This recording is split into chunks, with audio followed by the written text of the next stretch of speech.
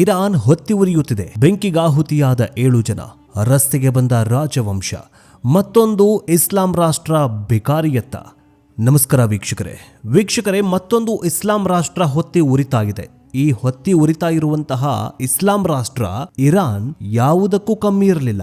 ಸಂಪನ್ಮೂಲಗಳಲ್ಲಿ ಕಮ್ಮಿ ಇರಲಿಲ್ಲ, ತೈಲಗಳಲ್ಲಿ ಕಮ್ಮಿ ಇರಲಿಲ್ಲ, ಕಚ್ಚಾ ತೈಲದಲ್ಲಿ ಕಮ್ಮಿ ಇರಲಿಲ್ಲ, ಯಾವುದಕ್ಕೂ ಕಮ್ಮಿ ಇರಲಿಲ್ಲ.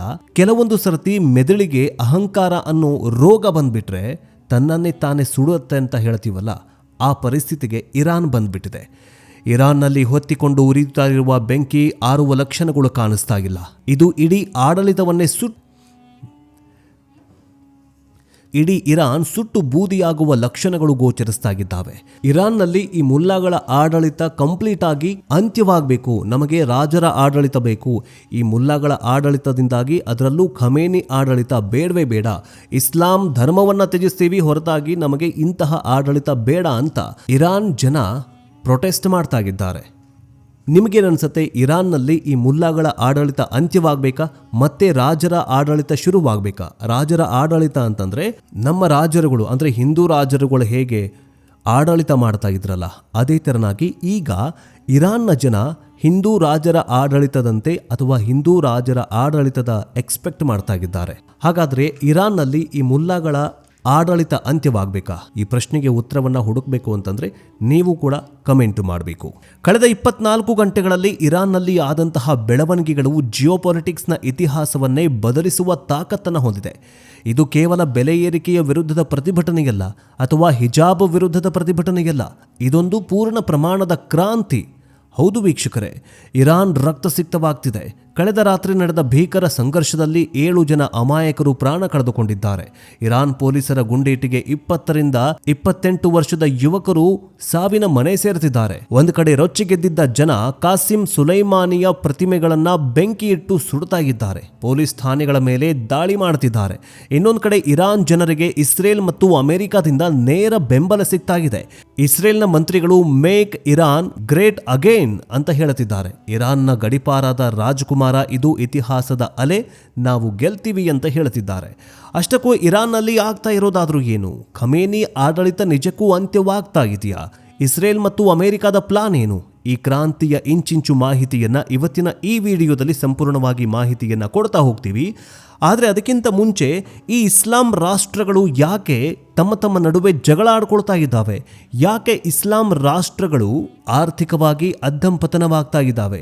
ತಾವು ಮಾಡಿದ ಪಾಪ ಕರ್ಮ ರಿಟರ್ನ್ಸ್ ಅಂತೀವಲ್ಲ, ಹಾಗೆ ಇಸ್ಲಾಂ ರಾಷ್ಟ್ರಗಳು ಮಾಡಿದ ಪಾಪಕರ್ಮಗಳು ಈಗ ಅನುಭವಿಸುವ ಸಮಯ ಬಂದ್ಬಿಡ್ತಾ? ನಿಮಗೇನನ್ಸುತ್ತೆ? ಕಮೆಂಟ್ ಮೂಲಕ ತಿಳಿಸಿ. ಬನ್ನಿ ವಿಡಿಯೋವನ್ನು ಶುರು ಮಾಡೋಣ. ವೀಕ್ಷಕರೇ, ಮೊದಲು ನಾವು ಅರ್ಥ ಮಾಡ್ಕೊಳ್ಬೇಕಾದ ವಿಚಾರ ಏನಂತಂದ್ರೆ, ಇದು ಸಾಧಾರಣ ಪ್ರತಿಭಟನೆಯಲ್ಲ. ಕಳೆದ ಭಾನುವಾರ ಕೇವಲ ಆರ್ಥಿಕ ಸಂಕಷ್ಟ, ಕರೆನ್ಸಿ ಮೌಲ್ಯ ಕುಸಿತ ಮತ್ತು ವಿದ್ಯುತ್ ಕೊರತೆಯ ಪ್ರತಿಭಟನೆ ವ್ಯಾಪಾರಿಗಳು ರಸ್ತೆಗಿಳಿದಿದ್ರು. ಆದರೆ ನೋಡ್ತಾ ಇದ್ದ ಹಾಗೆ ಪ್ರತಿಭಟನೆಗೆ ವಿದ್ಯಾರ್ಥಿಗಳು, ಮಹಿಳೆಯರು ಮತ್ತು ಇರಾನ್ನ ಜೆನ್ಜಿ ಜನಾಂಗ ಸೇರ್ಕೊಳ್ಳುತ್ತೆ.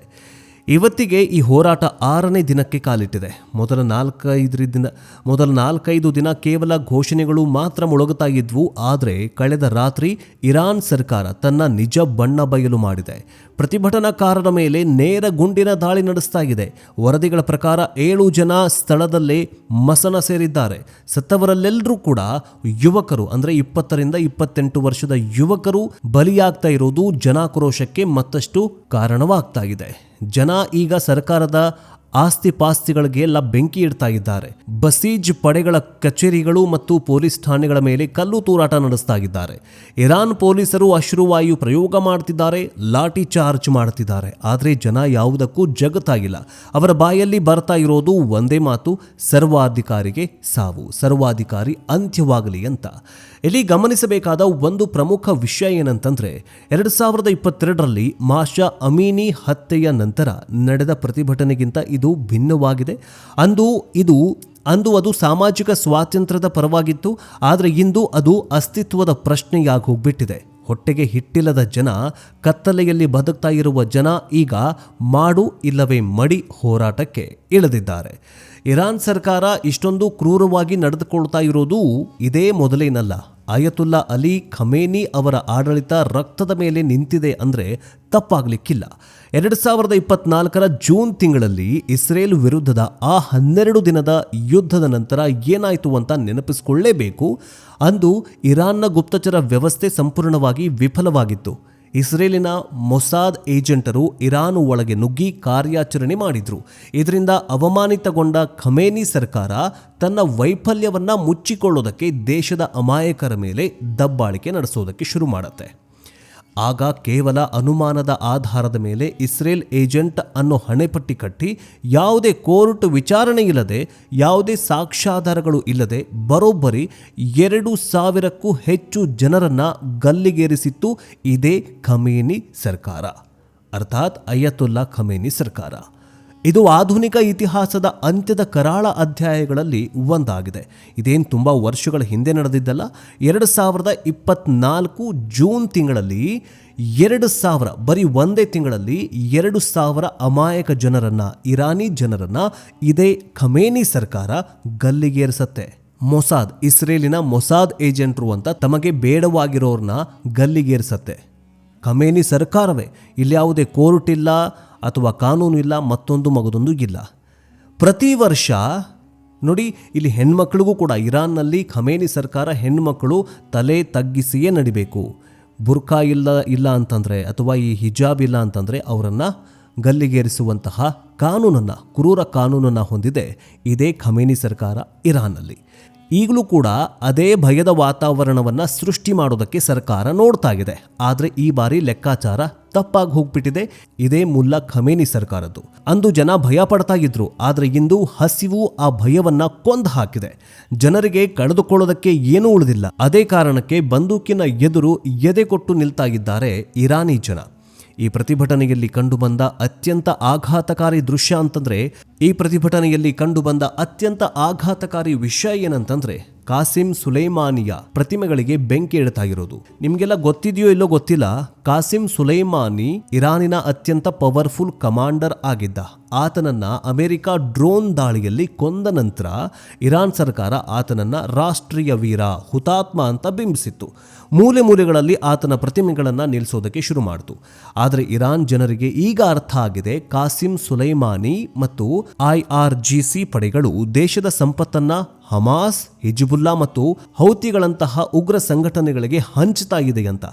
ನಮ್ಮ ದುಡ್ಡು ಸಿರಿಯಾಗೆ ಯಾಕೆ ಹೋಗ್ತಾ ಇದೆ, ಗಾಜಾಗೆ ಯಾಕೆ ಹೋಗ್ತಾ ಇದೆ, ಈ ಉಗ್ರ ಸಂಘಟನೆಗಳಿಗೆ ಯಾಕೆ ಹೋಗ್ತಾ ಇದೆ, ನಮಗೆ ಕುಡಿಯೋಕ್ ನೀರಿಲ್ಲ ಅನ್ನುವಂತಹ ಸತ್ಯ ಜನರಿಗೆ ಈಗ ಅರಿವಾಗಿದೆ. ಹೀಗಾಗಿ ಯಾವ ಸುಲೈಮಾನಿಯನ್ನ ಸರ್ಕಾರ ದೇವರಂತೆ ಪೂಜೆ ಮಾಡ್ತಾ ಇತ್ತೋ ಅದೇ ಸುಲೈಮಾನಿಯ ಪ್ರತಿಮೆಗಳನ್ನ ಜನ ಸುಟ್ಟು ಹಾಕ್ತಾ ಇದ್ದಾರೆ. ಇದು ಕೇವಲ ಪ್ರತಿಮೆಯ ದಹನವಲ್ಲ, ಇದು ಇರಾನ್ನ 46 ವರ್ಷಗಳ ಇಸ್ಲಾಮಿಕ್ ಆಡಳಿತದ ಸಿದ್ಧಾಂತದ ದಹನ ಅಂತ ಹೇಳಲಾಗ್ತಾ ಇದೆ. ರಾಜ ಬೇಕು, ರಾಜ ಪ್ರಜಾಪ್ರಭುತ್ವದ ಕೂಗು ಕೇಳಿಸ್ತಾ ಇದೆ. ಇಲ್ಲೊಂದು ವಿಚಿತ್ರ ಮತ್ತು ಕುತೂಹಲಕಾರಿ ಬೆಳವಣಿಗೆ ನಡೆದಿದೆ. ಸಾಮಾನ್ಯವಾಗಿ ಸರ್ವಾಧಿಕಾರದ ವಿರುದ್ಧ ಹೋರಾಡುವವರು ಪ್ರಜಾಪ್ರಭುತ್ವ ಬೇಕು ಅಂತ ಕೇಳ್ತಾರೆ. ಆದರೆ ಇರಾನ್ನಲ್ಲಿ ಜನ ನಮಗೆ ರಾಜ ಬೇಕು ಅಂತ ಹೇಳ್ತಿದ್ದಾರೆ. ಗೋಡೆಗಳ ಮೇಲೆ ಬ್ಯಾನರ್ಗಳಲ್ಲಿ ಇರಾನಿನ ಕೊನೆಯ ರಾಜ ಮತ್ತು ಅವರ ಮಗ ರೆಹಜಾ ಪೆಹಲ್ವಿ ಪರವಾಗಿ ಬರಹಗಳು ಕಂಡು ಬರ್ತಾ ಇದ್ದಾವೆ. ಹಾಗಾದ್ರೆ ಯಾರಿದು ರೆಹಜಾ ಪೆಹಲ್ವಿ? 1979ರ ಇಸ್ಲಾಮಿಕ್ ಕ್ರಾಂತಿಗೂ ಮುನ್ನ ಇರಾನನ್ನ ಶಾ ಅರ್ಥಾತ್ ರಾಜ ಆಳ್ತಾ ಇದ್ದ. ಆಗ ಇರಾನ್ ಅತ್ಯಂತ ಮುಂದುವರೆದ ಪಾಶ್ಚಿಮಾತ್ಯ ಸಂಸ್ಕೃತಿಯ ಮತ್ತು ಇಸ್ರೇಲ್ ಮಿತ್ರ ರಾಷ್ಟ್ರವಾಗಿತ್ತು. ಕ್ರಾಂತಿಯ ನಂತರ ರಾಜರ ಕುಟುಂಬ ಅಮೆರಿಕಾಗೆ ಪಲಾಯನ ಮಾಡಿತ್ತು. ಈಗ ಆ ರಾಜನ ಮಗ 65 ವರ್ಷದ ರೆಹಜಾ ಪೆಹಲ್ವಿ ಅಮೆರಿಕದಲ್ಲಿ ಇದ್ದುಕೊಂಡು ಇರಾನ್ ಪ್ರತಿಭಟನೆಗೆ ಬೆಂಬಲವನ್ನ ಕೊಡ್ತಾಗಿದ್ದಾನೆ. ಅವರು ತಮ್ಮ ಹೊಸ ವರ್ಷದ ಸಂದೇಶದಲ್ಲಿ ಹೇಳ್ತಾರೆ, 46 ವರ್ಷಗಳ ಕತ್ತಲೆ ಕರಗುವ ಸಮಯ ಬಂದಿದೆ. ಇದು ಇತಿಹಾಸದ ಅಲೆ. ಖಮೇನಿಯ ದುರ್ಬಲ ಆಡಳಿತಕ್ಕೆ ಇರಾನ್ ಯುವ ಶಕ್ತಿಯನ್ನ ತಡೆಯೋದಕ್ಕೆ ಸಾಧ್ಯವಿಲ್ಲ. ನಾವು ಗೆಲ್ತೇವೆ ಅಂತ ಸಂದೇಶವನ್ನ ಕೊಟ್ಟಿದ್ದಾನೆ ಇದೇ ರಾಜ. ಜನರಿಗೆ ಇಂದಿನ ಮುಲ್ಲಾ ಆಡಳಿತಕ್ಕಿಂತ ಹಳೆಯ ರಾಜರ ಆಡಳಿತವೇ ಚೆನ್ನಾಗಿತ್ತು ಅಂತ ಅನ್ನಿಸ್ತಾ ಇದೆ. ಕ್ಲೆರಿಕ್ ಅರ್ಥಾತ್ ಧಾರ್ಮಿಕ ಗುರುಗಳ ಆಡಳಿತವನ್ನ ಕಿತ್ತು ಹಾಕಿ ಮತ್ತೆ ಹಳೆಯ ವೈಭವದ ಇರಾನ್ ಅನ್ನ ತರೋದಕ್ಕೆ ಜನ ಹಾತೊರಿತಾಗಿದ್ದಾರೆ. ಇನ್ನು ಈ ಬೆಂಕಿಗೆ ತುಪ್ಪ ಸುರಿಯೋ ಕೆಲಸವನ್ನ ಇಸ್ರೇಲ್ ಮತ್ತು ಅಮೆರಿಕ ಮಾಡ್ತಾ ಇವೆ. ಇದು ಜಿಯೋಪಾಲಿಟಿಕ್ಸ್ನ ಮಾಸ್ಟರ್ ಸ್ಟ್ರೋಕ್ ಅಂತಾನೆ ಹೇಳಬಹುದು. ಇಸ್ರೇಲ್ ಸರ್ಕಾರ ಬಹಿರಂಗವಾಗಿ ಇರಾನ್ ಪ್ರತಿಭಟನಾಕಾರರ ಪರವಾಗಿ ನಿಂತಿದೆ. ಇಸ್ರೇಲ್ನ science and technology Mantri ಗಿಯಾ ಗ್ಯಾಂಬ್ಲಿಯರ್ video ಸಂದೇಶದ ಮೂಲಕ ಮೇಕ್ ಇರಾನ್ ಗ್ರೇಟ್ ಅಗೇನ್ ಅಂತ ಕರೆ ಕೊಟ್ಟಿದ್ದಾನೆ. ಇನ್ನೊಬ್ಬ ಸಚಿವ ಅಮಿಚಾಯಿ ಚೆಕ್ಲಿ ಕೂಡ ಬೆಂಬಲ ನೀಡಿದ್ದಾರೆ. ಹಾಗಾದ್ರೆ ಯಾಕೆ ಇಸ್ರೇಲ್ ಹೀಗೆ ಮಾಡ್ತಾ ಇದೆ? ಶತ್ರುವಿನ ಶತ್ರು ಮಿತ್ರ ಅಂತ ಹೇಳ್ತೀವಲ್ಲ, ಖಮೇನಿ ಆಡಳಿತ ಬಿದ್ರೆ ಹಮಾಸ್ ಮತ್ತು ಹಿಜ್ಬುಲ್ಲಾಗೆ ಸಿಗುವ ಫಂಡಿಂಗ್ ನಿಂತು ಹೋಗುತ್ತೆ. ಇದು ಇಸ್ರೇಲ್ ಭದ್ರತೆಗೆ ದೊಡ್ಡ ಜಯ ಸಿಕ್ಕಂತಾಗತ್ತೆ. ಯಾಕಂತಂದ್ರೆ ಈಗಾಗಲೇ ಇಸ್ರೇಲ್ ಹಮಾಸ್ ಮತ್ತು ಹಿಜ್ಬುಲ್ಲಾ ಮತ್ತು ಗಾಜಾ ಪಟ್ಟಿಯ ಮೇಲೆ ಯುದ್ಧ ಮಾಡ್ತಾ ಇದೆ. ಈ ಯುದ್ಧದ ವಿರುದ್ಧ ಅವ್ರಿಗೂ ಕೂಡ ಗೆಲ್ಲೋದಕ್ಕಾಗ್ತಾ ಇಲ್ಲ. ಹಿಜ್ಬುಲ್ಲಾ ಮತ್ತೆ ಗಾಜಾ ಪಟ್ಟಿ ಮತ್ತು ಹಮಾಸ್ ಉಗ್ರರನ್ನ ಇಸ್ರೇಲ್ಗೆ ಸೋಲಿಸೋದಕ್ಕಾಗ್ತಾ ಇಲ್ಲ. ಈ ಉಗ್ರ ಸಂಘಟನೆಗಳು ಯಾಕೆ ಸೋಲ್ತಾ ಇಲ್ಲ ಅಂತಂದ್ರೆ ಇರಾನ್ನಂತಹ ಕೆಟ್ಟ ದುರ್ಬುದ್ಧಿಯನ್ನು ಹೊಂದಿರುವಂತಹ ದೇಶಗಳು ಈ ಉಗ್ರ ಸಂಘಟನೆಗಳಿಗೆ ಫಂಡಿಂಗ್ ಮಾಡ್ತಾ ಇದ್ದಾವೆ. ಈಗ ಆ ಫಂಡಿಂಗ್ ವಿಚಾರದಲ್ಲಿ ಇರಾನ್ ಮೊಟ್ಟ ಮೊದಲ ಸ್ಥಾನದಲ್ಲಿದೆ. ಈಗ ಇಸ್ರೇಲ್ ಯಾಕೆ ಖಮೇನಿ ಸರ್ಕಾರ ಬೀಳಬೇಕು ಅಂತಂದರೆ, ಖಮೇನಿ ಸರ್ಕಾರ ಬಿದ್ದರೆ ಹಿಜ್ಬುಲ್ಲಾ ಮತ್ತು ಹಮಾಸ್ ಉಗ್ರರಿಗೆ ಸಿಗುವಂತಹ ಫಂಡಿಂಗ್ ನಿಂತು ಹೋಗುತ್ತೆ. ಆಗ ಇಸ್ರೇಲ್ ಭದ್ರತೆಗೆ ದೊಡ್ಡ ಜಯವಾಗುತ್ತೆ. ಇನ್ನು 1979ಕ್ಕೂ ಮೊದಲು ಇರಾನ್ ಮತ್ತು ಇಸ್ರೇಲ್ ಮಿತ್ರರಾಗಿದ್ದರು. ರೆಹಜಾ ಪೆಹಲ್ವಿ ಅಧಿಕಾರಕ್ಕೆ ಬಂದರೆ ಮತ್ತೆ ಆ ಸಂಬಂಧ ಕುದುರಬಹುದು ಅನ್ನುವಂತಹದ್ದು ಇಸ್ರೇಲ್ನ ಲೆಕ್ಕಾಚಾರವಾಗಿದೆ. ಇದನ್ನೇ ಈಗ ಇರಾನ್ನ ಜನ ಬೇಯಿಸ್ತಾ ಇರೋದು.